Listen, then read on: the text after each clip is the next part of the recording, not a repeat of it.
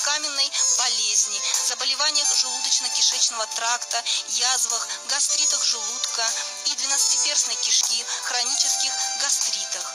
Употребляют таким образом: 1 столовую ложку травы с соцветиями заливают 300 мл кипятка, настоять 1 час, процедить, принимать по 100 мл 3 раза в день за 30 минут до еды. Курс 10 дней. Используется как лекарственное растение тысячелистник обыкновенный и близкие к нему виды. В медицине используется надземная часть цветущих растений – трава.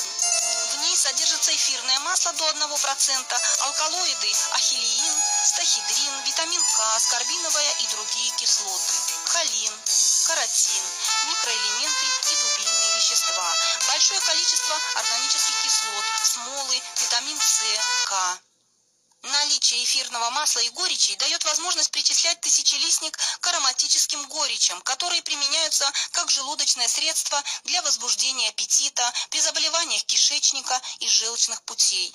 Содержащее азулен эфирное масло действует как дезинфицирующее, противовоспалительное, противосудорожное средство. Высокое содержание калия совместно с другими веществами стимулирует деятельность почек. Тысячелистник применяется в весенних и осенних курсах в смешанных чаях. Кроме того, он останавливает как наружное, так и внутреннее кровотечение. Отвар тысячелистника способствует заживлению ран.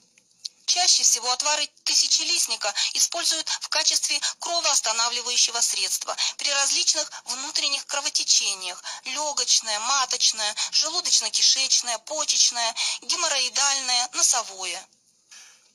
Сильнейший кровоостанавливающий эффект этой траве обеспечивает алкалоид ахиллеин. Не менее популярен настой зеленой части тысячелистника как средство, улучшающего деятельность пищеварительных органов. Его настой пьют при язвенной болезни желудка и двенадцатиперстной кишки, заболеваниях печени, колитах и гастритах. Тысячелистник обладает кровоочистительными свойствами, выводит из организма токсины и шлаки. В связи с этим трава показана при всех кожных болезнях, особенно фурункулезах. Очищающие свойства тысячелистника и его способность улучшать обмен веществ делают эту траву незаменимым лекарством при атеросклерозе и ожирении.